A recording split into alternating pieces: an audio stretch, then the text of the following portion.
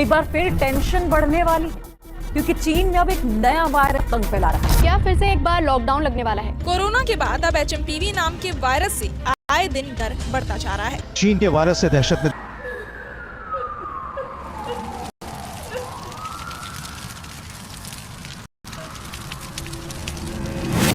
पिछले कुछ दिनों में सोशल मीडिया पे कई ऐसे वीडियोस वायरल हुए जिनमें चाइना के हॉस्पिटल्स में बड़ी संख्या में मरीज दिख रहे हैं। कहा जा रहा है कई जगहों में हॉस्पिटल ओवरबैंड हो चुके हैं। लोगों की भीड़ बहुत ज्यादा हॉस्पिटल्स में दिखाई दे रही है। अब 5 साल पहले जो कोरोना वायरस फैला था उसका ओरिजिन भी चाइना में ही स्टार्ट हुआ था, और अब ये जो वायरस है इसके भी चाइना के ही कुछ शहरों में ज्यादातर केसेस देखने को मिल रहे हैं, जिस वायरस का नाम है HMPV। वैसे देखा जाए तो ये कोई नया वायरस नहीं है, ये पुराना वायरस ही है जिसकी डिस्कवरी 24 साल पहले 2001 में ही हो गई थी। जैसा कि 2019 में माना जाता था कि जो कोरोना वायरस आया था वो चमगादड़ों से इंसानों में फैला था। उसी तरीके से पब्लिश इस पेपर में साइंस के अनुसार आज से 200 साल पहले ये वायरस चिड़ियों में ओरिजिनेट हुआ था। नीदरलैंड में पहली बार ये आइडेंटिफाई किया गया कि ये इंसानों को भी इन्फेक्ट कर सकता है। फिलहाल इसे एक एनोनिमस वायरस भी कहा जाता है, और जिन लोगों को भी ये वायरस होता है उनको खांसी हो सकती है, नाक बंद हो सकता है, सांस लेने में थोड़ी प्रॉब्लम आ सकती है। और जब भी इस वायरस से आप संक्रमित होते हैं तो यह कितने दिनों तक आपके शरीर में रहेगा या आपको बीमारी कब तक रहेगी, ये डिपेंड करता है कि आपका शरीर कितना स्ट्रॉन्ग है, आपकी इम्यूनिटी कितना स्ट्रॉन्ग है। बच्चों और बुजुर्ग लोगों में ये ज्यादा सीरियस कॉम्प्लिकेशंस पैदा कर देता है। इस वायरस का फैलने का तरीका भी वही है जो कि साधारण कफ एंड कोल्ड बीमारियों का फैलने का तरीका है। या तो कोई व्यक्ति खांस रहा हो या सर्दी जुकाम इससे हो सकता है। यदि कोई संक्रमित व्यक्ति अपने आंख नाक मुंह को छुआ हो और किसी चीज को या किसी सरफेस को छू दिया हो और उसको आप भी टच करें तो इससे भी ये फैल सकता है। वैसे एक्सपर्ट के हिसाब से यदि कोई व्यक्ति HMPV वायरस से इन्फेक्टेड है तो उसे थोड़ा डिस्टेंस मेंटेन करके रखनी होगी, और खांसते या छींकते वक्त अपनी एल्बो का इस्तेमाल कर सकते हैं या कोई कपड़ा का इस्तेमाल कर सकते हैं। और कहीं भी पब्लिक प्लेसेस में जाएं तो मास्क जरूर लगा के जाएं अगर आप इन्फेक्टेड है तो। इसके अलावा रेगुलरली हाथ भी धोते रहें। और इसका जो ट्रीटमेंट का तरीका है, यदि आप हेल्दी हैं, आपकी इम्यूनिटी स्ट्रॉन्ग है, तो आपको ज्यादा कुछ नहीं करना है। पानी पीते रहिए, थोड़ा रेस्ट कीजिए।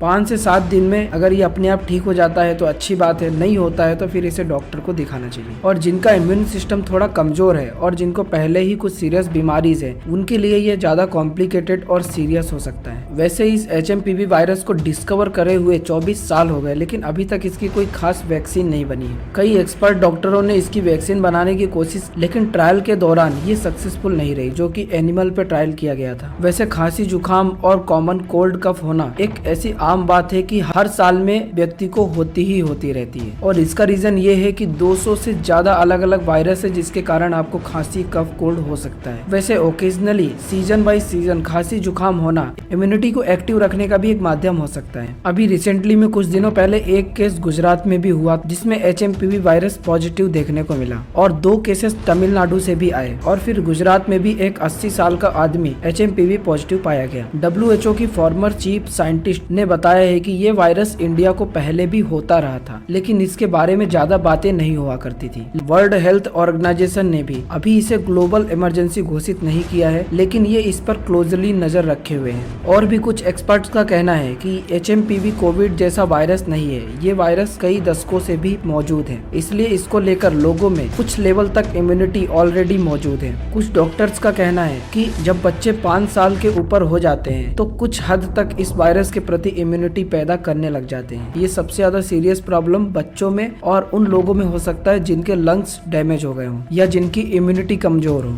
1 साल से कम बच्चों के लिए इस वायरस से लड़ना थोड़ा डिफिकल्ट हो सकता है, और ये एक सीरियस प्रॉब्लम हो सकती है उनके लिए। बट इंडिया में जो इसे लेकर के फोमो बनाया गया उसके कारण स्टॉक मार्केट में पैनिक सेलिंग भी देखने को मिली, जिससे इन्वेस्टर को करीब 11 लाख करोड़ रुपए का नुकसान हो गया है। तो यदि इसमें आपको भी कोई जानकारी है तो कमेंट सेक्शन आपके लिए खुला हुआ है। वीडियो में दी गई जानकारी पसंद आए तो लाइक करें, चैनल को सब्सक्राइब करें इसी तरीके की और इंटरेस्टिंग जानकारी के लिए। मिलते हैं नेक्स्ट वीडियो में, एंड थैंक्स फॉर वॉचिंग।